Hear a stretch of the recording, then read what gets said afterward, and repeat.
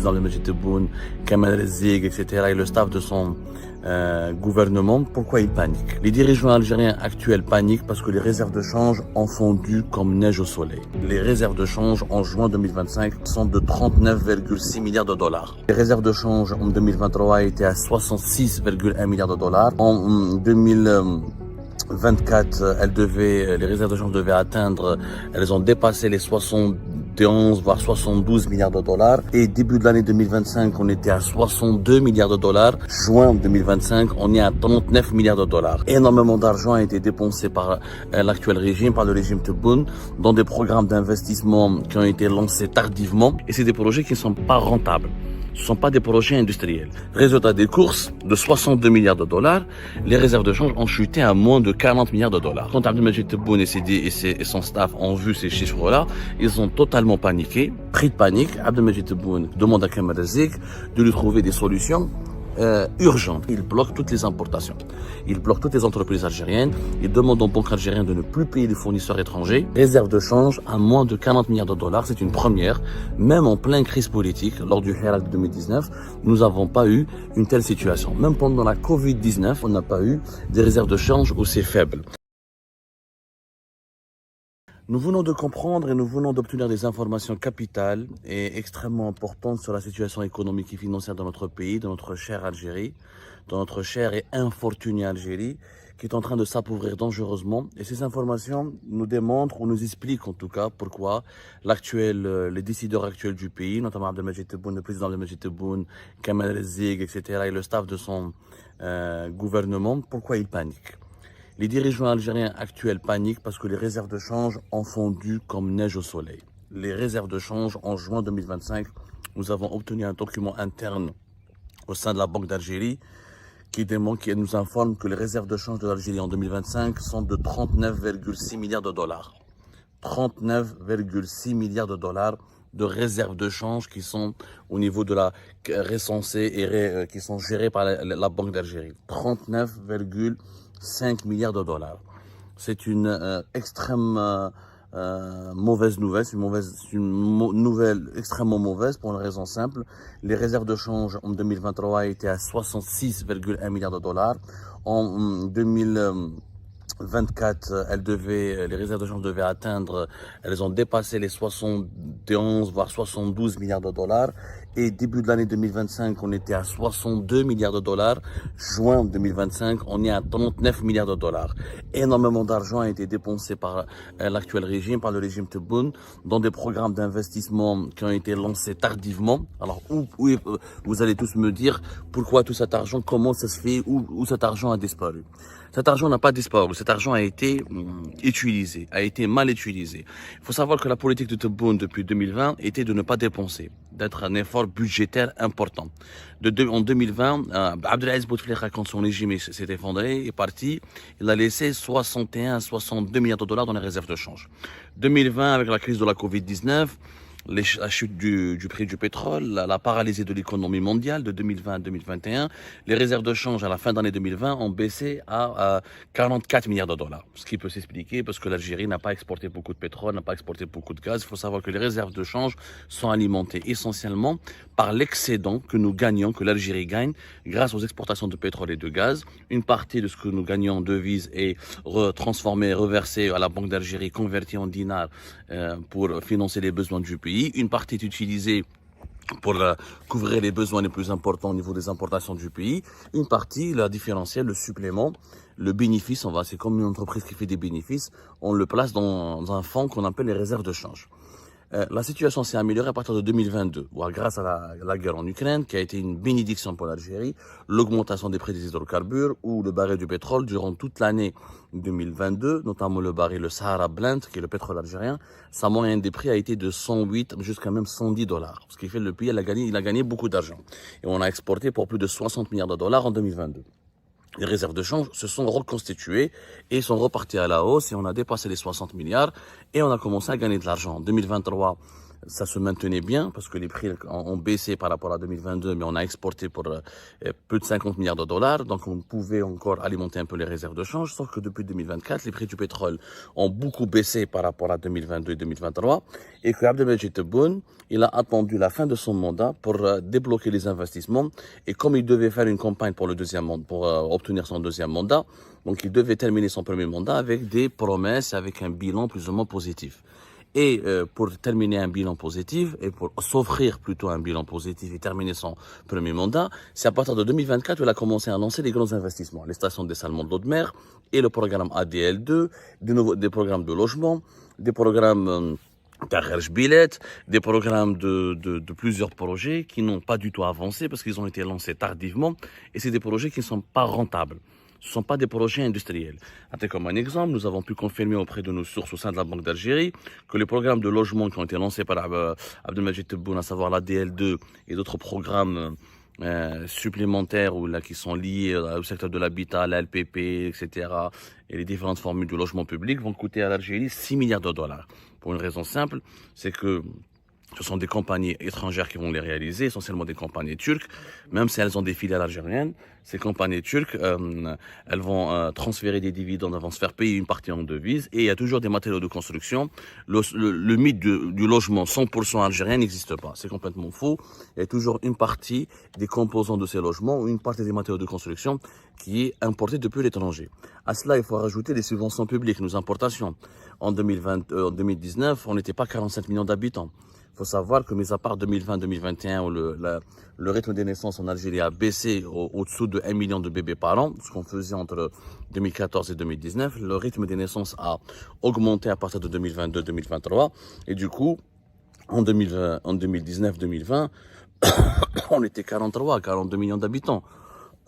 On a 5 millions de personnes qui se sont rajoutées à la population algérienne de 2020 jusqu'à 2025. En moyenne 4 millions, peut-être pas 5 millions parce que pendant 2020 et 2021, il n'y a pas eu beaucoup de naissances, pas beaucoup de mariages. La démographie algérienne a été extrêmement ralentie par la Covid-19 et ses conséquences. Mais à partir de 2022, on est revenu à une population plus importante. On est plus de 45 millions d'habitants. Et à la fin de l'année 2025, on sera plus de 40 millions d'habitants.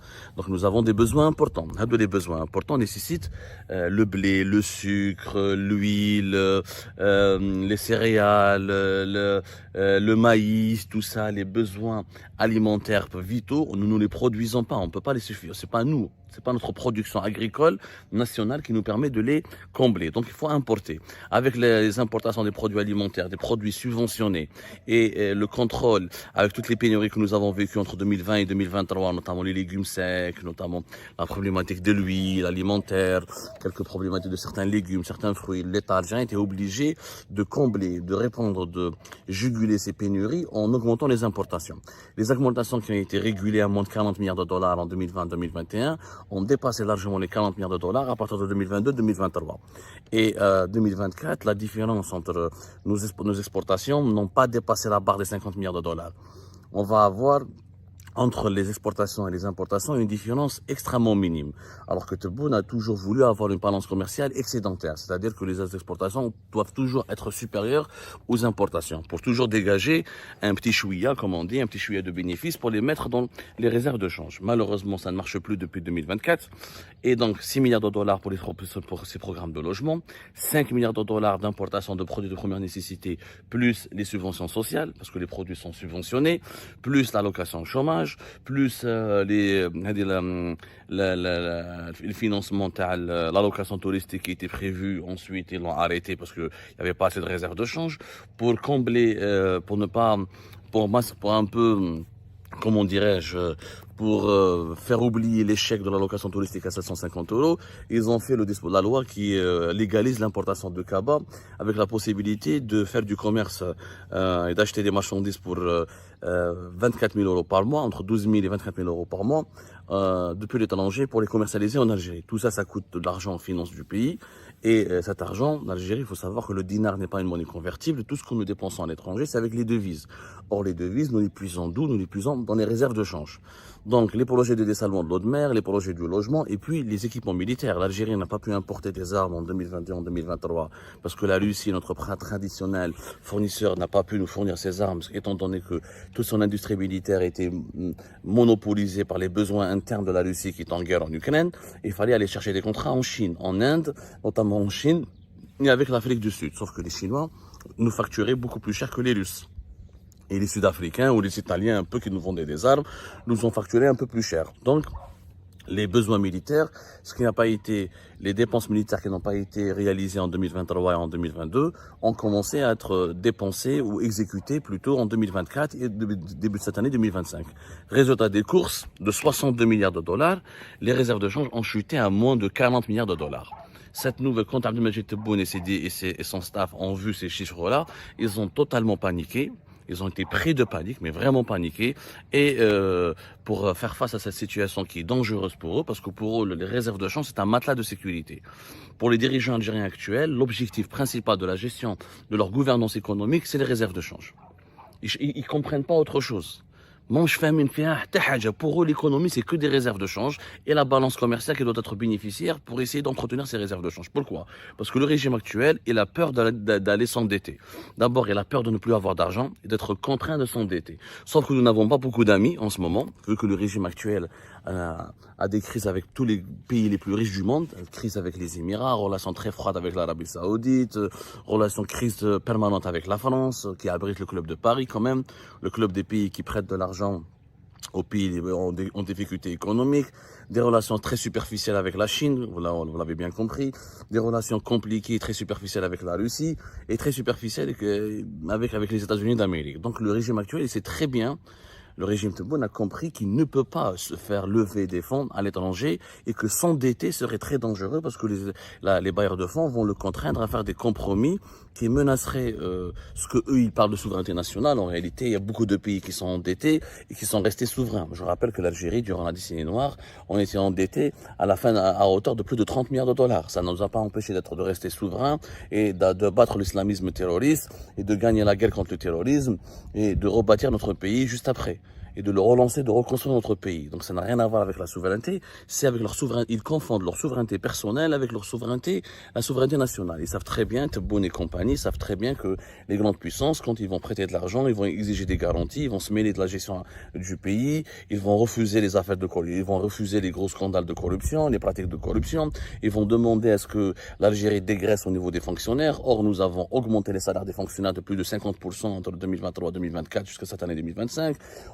Le recrutement des policiers s'est multiplié, le recrutement des gendarmes s'est multiplié, la taille de la fonction, on a plus de 3 200 000, je pense que les chiffres réels, c'est qu'on a à plus de 4 millions de fonctionnaires aujourd'hui, mais ça personne ne veut le dire.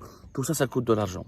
Et les gens qui vont te prêter de l'argent, ils vont refuser à ce que tu utilises leur argent pour financer des dépenses qui ne rapportent pas, qui ne créent pas de richesse. Construire des logements publics, ça ne rapporte pas de richesse, ça ne rapporte pas de la croissance économique. Ça fait juste le bonheur des entreprises turques qui vont gagner de l'argent en Algérie. Ils vont donner une part du gâteau à des entreprises algériennes qui sont leurs sous-traitants. Et voilà. Cet argent, l'Algérie l'a dépensé, le régime actuel, c'est pas l'Algérie, le régime actuel qui dirige l'Algérie l'a dépensé dans des projets qui ne sont pas structurants, qui ne sont pas efficaces. C'est pas de l'industrie. Rajbilet n'a pas vu le jour et il n'est pas rentable. Le phosphate de Tbessa, le PPI de Tbessa n'a pas été fait, n'a pas été réalisé. Sauf que les projets qui ont une valeur ajoutée, qui rapportent de l'argent au pays, ce sont les projets qui permettent au pays d'exporter, de gagner des recettes de devises. Tu investis 1 milliard, 1 milliard avec 2, 3, 4 ans ou 5 ans, ça permettra de procurer à ton pays, de procurer à l'Algérie, ou de faire gagner à l'Algérie 2, 3 milliards plus tard. C'est pas le cas. Nous, on dépense, les dépenses militaires, c'est pas rentable. C'est juste pour l'armée et la sécurité nationale, mais ça ne ramène pas de l'argent. Les fonctionnaires qu'on recrute et qu'on paye, qu'on surpaye, l'augmentation de leur salaire, ça ne ramène pas d'argent. Les projets de logement public, ça ne ramène pas l'argent. Et tous les autres projets, les stations de dessalement d'eau de mer, ça ne ramène pas de l'argent, ça donne juste de l'eau potable. Sauf que nous, on utilise l'eau potable pour boire et pas pour alimenter d'énergie nos usines et nos unités de production. Comme l'industrie est toujours faible, comme les exportations hors hydrocarbures sont toujours faibles, et ben l'Algérie a dépensé beaucoup d'argent sans en gagner. Parce que l'Algérie ne gagne de l'argent qu'à travers les exportations du pétrole et du gaz. Donc, juin 2025, les réserves de change sont à moins de 40 milliards de dollars, 39,5. c'est le chiffre officieux. Officiel n'a pas été confirmé. Les autorités algériennes et la Banque d'Algérie, le gouvernement de la Banque d'Algérie ne veut pas le confirmer ni l'évoquer. Mais le véritable chiffre, c'est celui-là, 35,9 milliards de dollars. Prix de panique, Abdelmajid Tebboune demande à Kamel Zik de lui trouver des solutions urgentes. Kamel Zik, le superman, le super conseiller, le super ami, le super ministre d'Abdelmajid Tebboune, trouve là, ils sont pressés par l'urgence. Ils trouvent une solution très rapide, une solution brutale, violente, mais c'est la solution la plus rapide, c'est la facilité. Ils tombent dans le piège de la facilité. Ils bloquent toutes les importations. Ils bloquent toutes les entreprises algériennes.